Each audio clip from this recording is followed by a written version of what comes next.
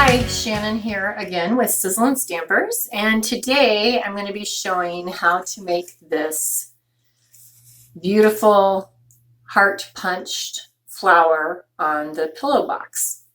It's a great gift for Mother's Day that's coming up. It's something super easy, and many of you probably already have the heart punch from our double heart punch pack that you got around Valentine's Day. So if you have that, go ahead, and that's the basis of creating this beautiful flower.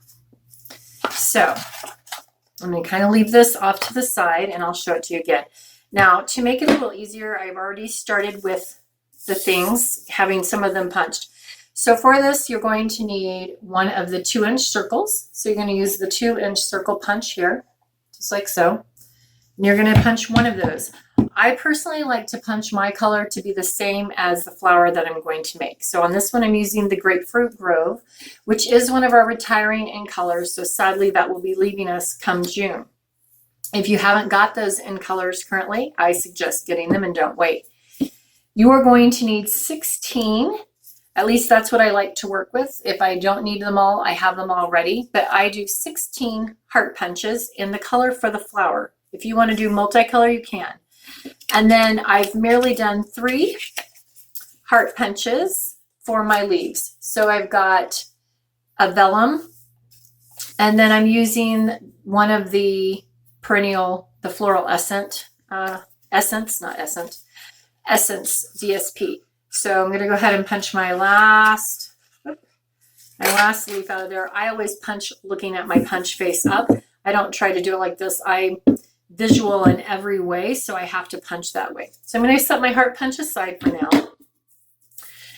And the trick for the leaves, I want to just crinkle them up. So I'm just going to crinkle them up and let them set. You can also make this flower from a designer series paper, and honestly, it's a little easier to get that crinkled look with a lighter weight paper.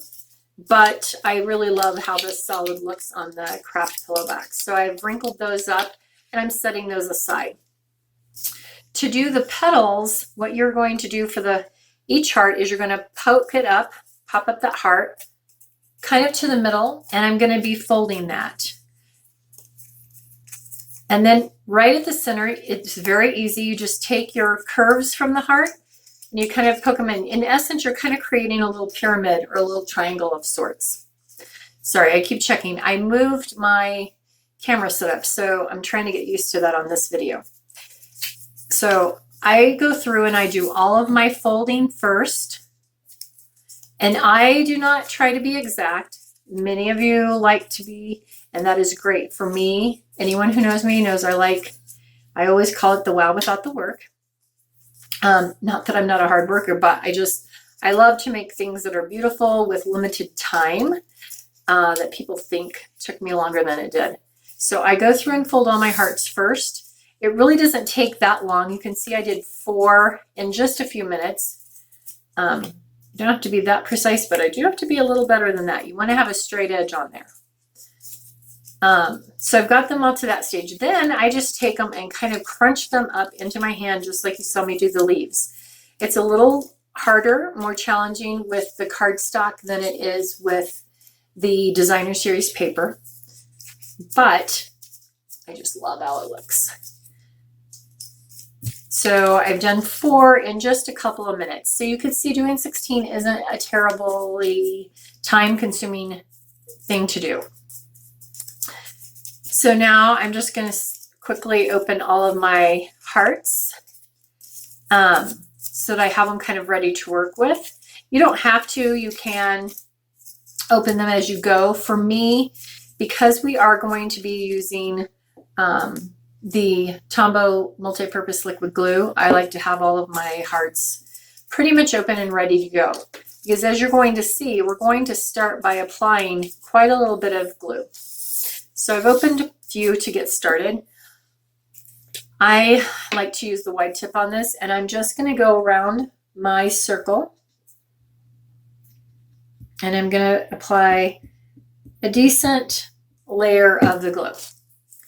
And all I'm doing is that first fold that you made with the point of the heart, I'm just going to lay the straight edge just barely inside the round and poke that down. As I go between layers, I do add a tiny bit of glue because I want to have the little bit of overlap on that heart. But always for this first row, the goal is to keep the edge of that fold on the outer edge, right along that edge as much as possible of the circle punch that is your base. So I always just try to dab a little bit on there. I just want to make sure I always have a good amount. And it don't worry if you see a little bit of glue on there that's still showing. At this point, it's not going to matter. Really, it doesn't matter anywhere along the way on this project because you're going to be covering it all up. Now you see this last heart on that row. It almost sets itself in a little closer to the other petals. Now your hands might get a little sticky doing this process, so I tend to use the lid of my glue. So before I start my next row or layer, I'm going to unfold a few more hearts. And typically to do this big size of a flower, I do about 3 layers. And I'm going to show you, here is the pillow box, the craft polka dot pillow box, so that you kind of have a gauge of the idea of size. And then here is the flower on the pillow box, which is pushed in. The sides are pushed in. And let me show you that on both camera angles.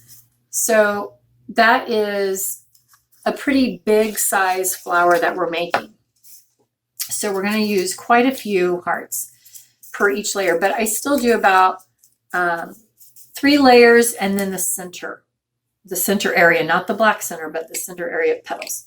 So once again, put some glue in the center and you just start. Now, this time what I like to do is where there's a space, that's where I want to start and line up my hearts to be opposite, because I don't want them to exactly fill in. I want the heart, the center of there, to be where those 2 hearts are coming together.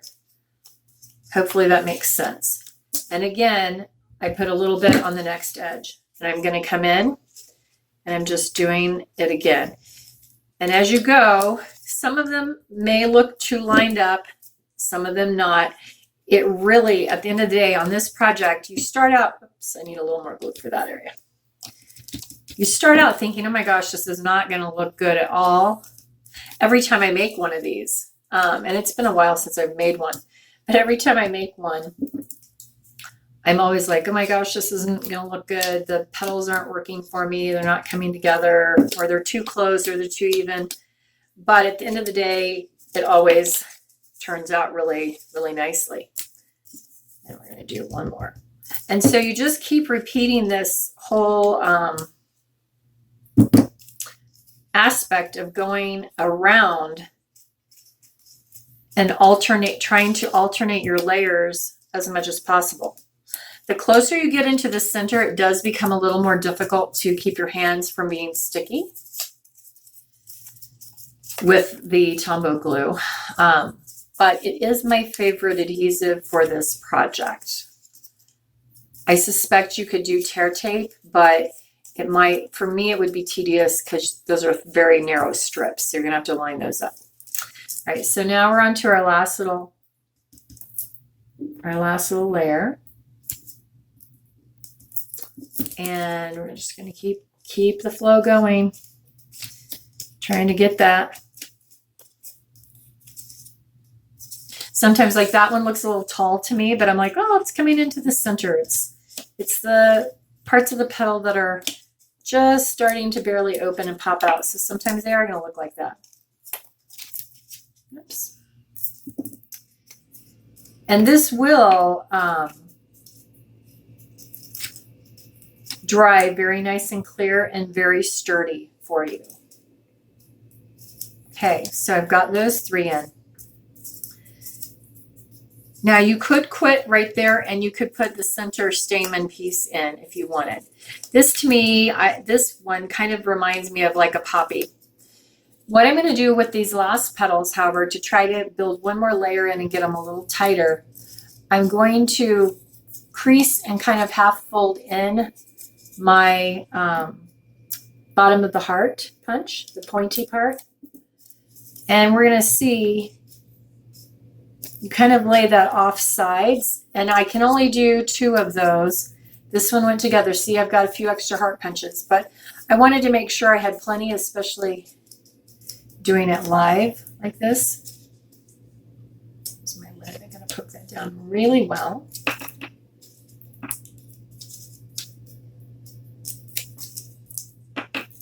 Oops. This one is not loving me today. Sometimes if I get too much glue on my hand, then it's harder. And I think I'm just going to actually bring that one back in like a normal petal. It's not wanting to lay nice for me. All right. So now we've got pretty much the base of our flower. And you're looking at it like, okay, that does not look anything like a flower. The next step is to make the stamen, and that really makes a big difference on it. And basically it's along one length of your cardstock, of your black cardstock. So 8.5 by 11. It's the 11-inch side, and it's about a 1/2 inch wide. If you want a more narrow or a wider, you just adjust the side. Now I brought this one that's pre-clipped to show you have to be really careful. We're basically going to fringe cut the cardstock, so you just don't want to cut. I almost lost that one, so it's broken in half. So I've got another piece here. I started the fringe already, and it's just this easy with my scissors. I just try to take, and I'm not worrying about if they're evenly spaced. I'm just guessing as I go, and I'm trying to kind of do it fairly quickly, and yet not cut my cardstock all the way through, because that would be a problem. You would have to start over. Or if that one broke off, we'd just have a smaller center stamen area of the poppy. So you're just fringing it. Once you get all that fringed, you start at this end and you're merely rolling it. The tighter roll, the smaller you'll get. I have a pretty big amount of area in the center of the flower that I want to fill in. So I'm not going to roll mine quite as tight. It's still going to be fairly tight, but not as tight as on a small flower, because I want this to fill in some of that. And if you can see watching the camera, I am not rolling. I roll about halfway, and then I do not roll straight on, meaning I'm slightly coming up. And the reason you do that is that's what builds. If you can see, I'll point it with the black on black, it's kind of hard. There is a layer, there is a layer, there is a layer. How you create those little coming up layers is by rolling at an angle. And once I get a few of those, then I kind of go back, and otherwise if you roll it totally equal, it will be flat like that. So when I first start, I like to roll it not exactly even, so that I have a little bit of push. Now, when you set this down, it's going to loosen up some, which I want. So I've set that just there. I am using one non-Stampin' Up! Product on this, unfortunately, and it's mainly because we no longer have these, but these are the big, the large glue dots, and these are really tacky and strong.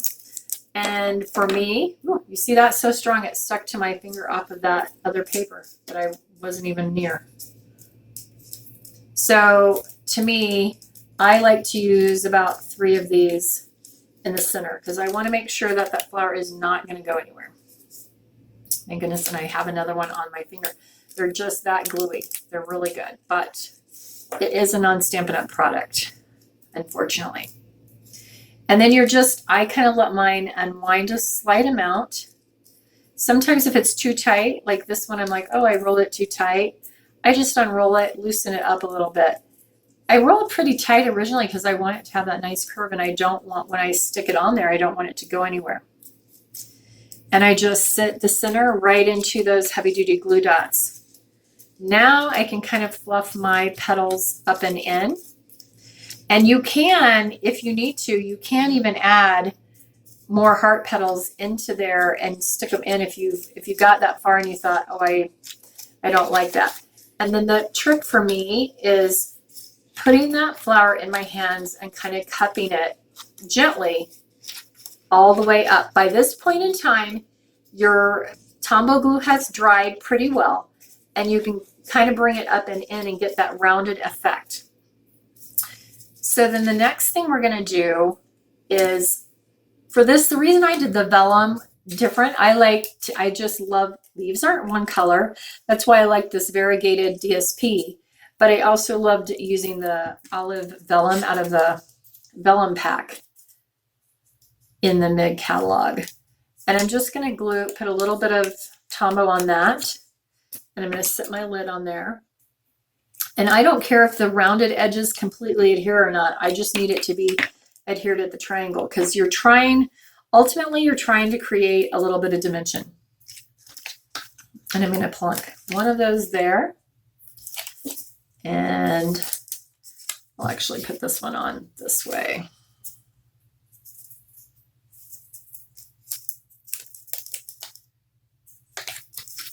So I'm going to take the two, and I'm just barely putting the edge in there. So now I've kind of got my two there, and then I'm just going to look, and I'm going to put my one, maybe we'll do it not exactly opposite, but I like to have a little bit of, and I try to put the leaves to where they're popping through kind of these divots where the two heart punches are meeting. So now that's all there is to it. We have this great floral. And you can still play with it. We're not quite done because we still want to put it onto our pillow box. So the last step for the pillow box is you would of course fill your pillow box at home, and to do that, you just follow those nice scored lines, fill it up, and again, pop in your little curved holes. Make sure you choose the cutout one to be your outside one, because that's easy tab for someone to get it open. Now, some people do like to do it this way because it's easier a lot of times for people to get the outside one open, and then you need your finger grip to get that inside one. So it's whatever way you're more comfortable with. And I've done them both ways. Often, to be quite honest, I'm not paying attention to those little slots. Once your pillow box is filled, you're going to again put one or two, and I tend to stick these right to my pillow box in a little space. Now I am using some of the ribbon from the Magnolia Lane ribbon pack, and I am going to tie that in a bow. Oops, let me come down here below my glue dots. Ideally, I would have been thinking and probably not put my glue dots on quite yet. Okay, so I've got my bow or my knot, and I'm going to go ahead and put a bow, because for this I want the loops of the bow to pull and show a little bit more, pull in that rounded effect from that. And I know that bow doesn't look the best if we're talking about equal tails. But because I know I'm going to have my flower there, and because I know I want to have little things dangling off, I'm okay with it. So I'm going to layer mine to where my flower is the one side leaf kind of feeds in with the two looped bows. And then the last step is to take, I've pre-stamped on a thin piece, a 1/2 inch wide of shimmer white, the Happy Mother's Day in Old Olive from our Best Dressed stamp set, and an 1/8 of an inch hole punch. And I'm merely going to do what I call a lark's knot. And I don't have my pick tool over here. Something I'm going to have to make sure I grab when I'm filming. Not having chemo nails. I like to do the lark's knot. It's where you put both ends through in a loop, and then you pull these through. Whoops, except for not like that. That was a fail on that lark's knot there. Let's pull my ribbon in. This is the green twine from the Country Club suite. And let's try it again. The goal is to pull it where you have even ends on there. Now you have even ends, and you can go ahead and take and tie them wherever you want. I'm going to choose to just come up and around my loop, I think. The other one I did slightly differently. I'm having issues. I've got enough glue on this fingertip that it's becoming a dill.